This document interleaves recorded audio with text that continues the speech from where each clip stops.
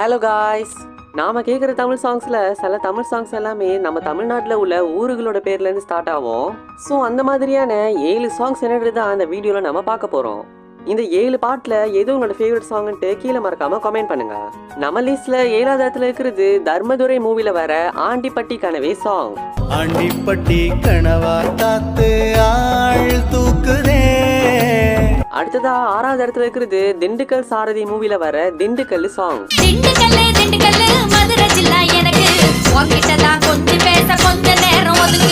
நம்ம லிஸ்ட்ல 5வது இடத்துல இருக்கிறது சிவப்பதிகார மூவில வர மன்னார்குடி சாங்.